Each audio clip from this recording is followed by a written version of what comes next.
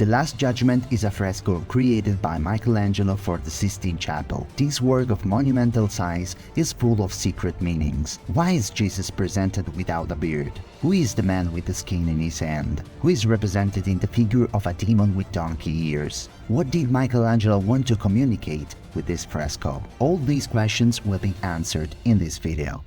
It is a depiction of the second coming of Christ and the final and eternal judgment by God of all humanity, where traditional compositions generally contrast an ordered, harmonious heavenly world above with the tumultuous event taking place in the earthly zone below.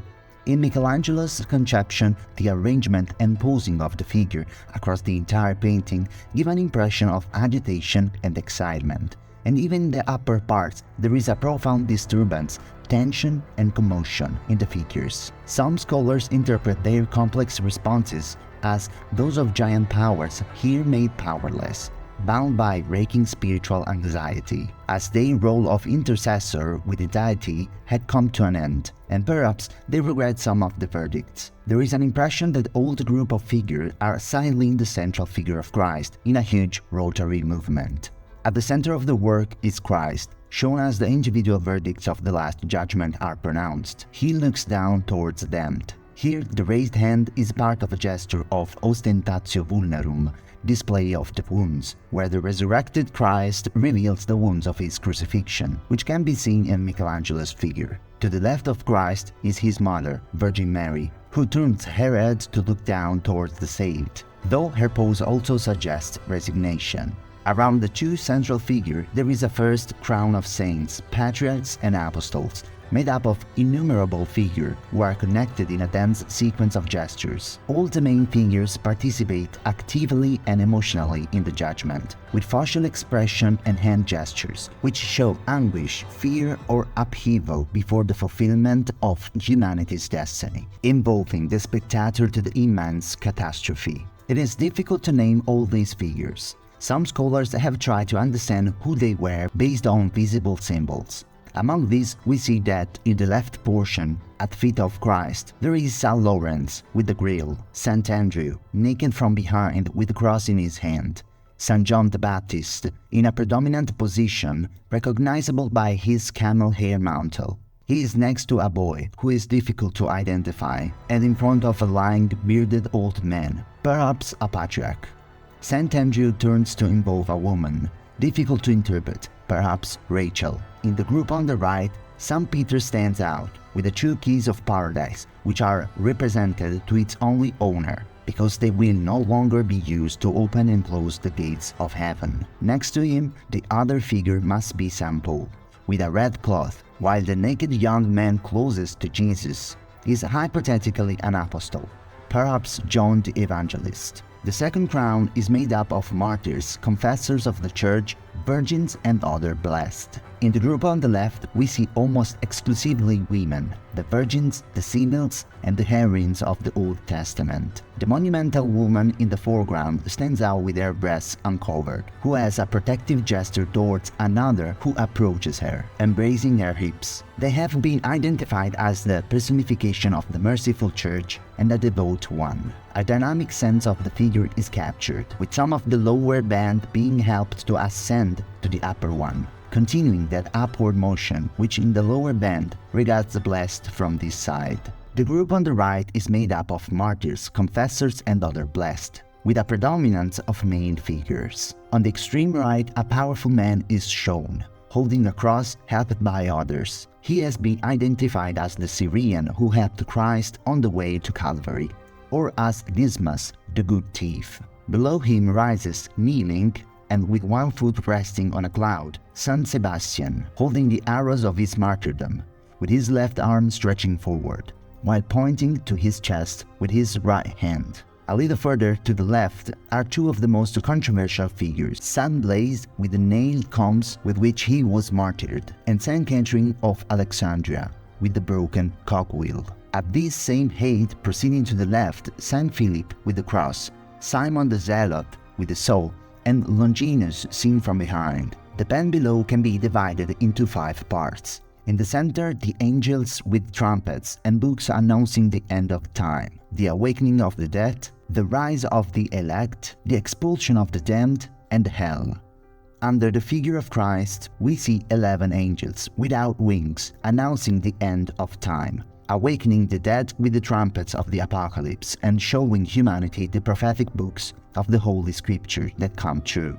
Very well known are these figures of idealized beauty, rendered with extreme expressiveness, especially those who play. In fact, their cheeks are swollen with breath and their eyes roll with fatigue. To the left of it, the resurrection of the bodies takes place in a wasteland. They come out of the tombs and recover their corporeality, in attitudes that well express a tiring awakening from the torpor of the abyss and return to consciousness. We see men emerging from the earth, others pushing up the rock slabs that cover the tomb. Still, others coming out of crevasses, sometimes dressed, sometimes naked, sometimes in the middle of the transformation, still composed of only the skeleton. On the right, some figures in flight form a connection with the upper area.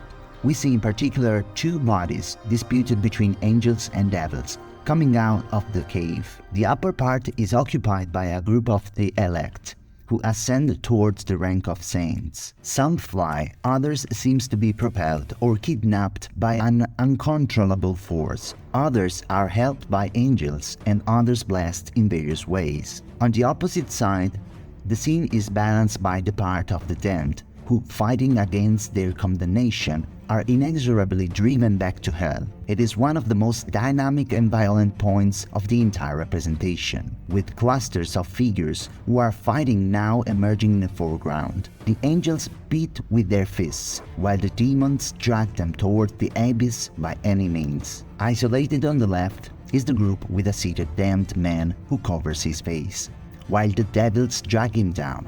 He is probably an emblem of despair. Finally, at the bottom right, there is the representation of hell, against the background of a red sky of flames. On the left, Charon, together with the demons, beats and forces the damned to get off his boat to lead them to the infernal judge Minos, with his body wrapped in the coils of the serpent. The reference to hell from Dante's Divine Comedy is evident in this part. The brutality of demons, the tragedy of sinners, trigger a climax of intensity and violence. Michelangelo dwelled on the torment, remorse, despair, fear and inner anguish of each damned person. Arranging heaven and earth with geometric shapes comes from the medieval tradition of a geometer god. Michelangelo created this fresco working in 2 and 3 dimensions. The fresco has a 3-dimensionality demonstrated by a stack of ellipses, but also a 2-dimensional design, with a series of concentric circles, just like Dante imagined heaven. From the center of St. John the Baptist and St. Peter, we can draw 2 circles. From the intersection of these, there is Christ contained in the mandala.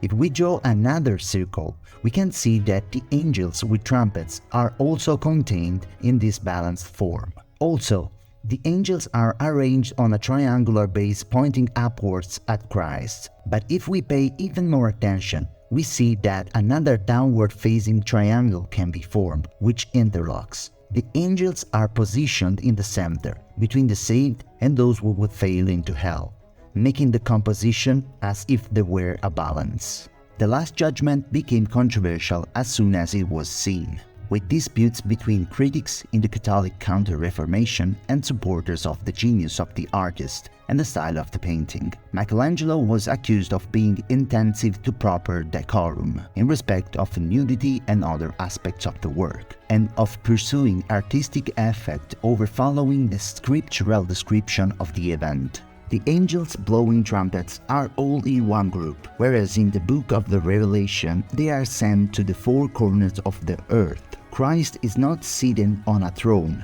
contrary to scripture. Such draperies as Michelangelo painted are often shown as blown by wind, but it was claimed that old weather would cease on the day of judgment. 2 decades after the fresco was completed, the final session of the Council of Trent in 1563 finally enacted a form of words that reflected the Counter-Reformation attitudes to art, Some action to meet the criticism and enact the council's decision had become inevitable, and the genitalia in the fresco were painted over with drapery by the Mannerist painter Daniele da Volterra. Probably mostly after Michelangelo died in 1564. He also chiseled away and entirely repainted the larger part of Saint Catherine and the entire figure of Saint Blaise behind her. This was done because in the original version Saint Blaise had appeared to look at Catherine's naked behind, and because to some observer the position of their bodies suggested sexual intercourse. The repainted version shows Blaise looking away from Saint Catherine upwards towards Christ. The fresco was restored along with the Sistine vault between 1980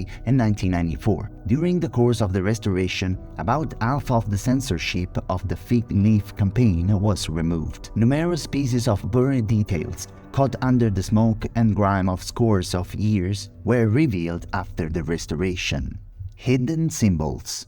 In the figure of Minos, Michelangelo portrayed the Pope's master of ceremonies, Biagio da Cesena, who, after observing the work in progress, was shocked by the naked and contorted bodies in the work, defining them suitable for thermal baths, rather than the chapel pontifical. Michelangelo, who, as we know, did not like to practice portraiture, made an exception at the time by portraying him as an infernal judge, moreover with donkey ears and with a snake which, instead of helping him in the judgment of the damned, punishes him by biting his sexual organ. This man is Saint Bartholomew, who was martyred after being skinned alive. Therefore, he's not only holding the knife used to flay him, but his own flesh too. It's widely believed that the face on the skin is actually a self-portrait of Michelangelo. Bartholomew's face, on the other hand, has been indicated as a possible portrait of Pietro Aretino, Michelangelo's sworn enemy.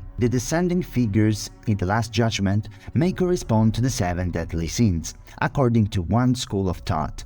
For example, the man in the center of the group, upside down, shows a bag with money and 2 keys hanging from his cloak, a symbol of greed and attachment to earthly goods until lust, while the one on the right, a damned man with his head covered, who is taken by the testicles, is a symbol of the sin of lust. There were objections to the mixing of figures from pagan mythology into depiction of Christian subject matter. Besides the figure of Charon and Minos and wingless angels, the very classicized Christ was suspect. Birdless Christ had in fact only finally disappeared from Christian art 4 centuries earlier, but Michelangelo's figure is unmistakably Apollonian.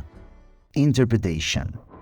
The work is rather a transportation on a universal level of the artist's personal doubts and torments in the face of the terrible crisis of Christianity that was undermining the roots and assumptions of Renaissance art. From the traditional iconographic scheme based on an ordered unfolding of the judgment without hesitation or doubt, Michelangelo passed to a system based on the chaos, the instability and the agonizing uncertainty of a huge and overwhelming catastrophe, which still causes discomfort today, and all the more he had to provoke it in the eyes of the shocked contemporaries. For some scholars, the deepest meaning of the image is the vision of the shipwreck of a sorrowful humanity which, after the collapse of the last intellectual and moral shelters, has no choice but to await with trepidation the fulfillment of the promise of the resurrection of the just. The human storm and the chaos of the painting lend themselves well to representing the tormented religiosity of those years, characterized by contrasts both of a theological and political nature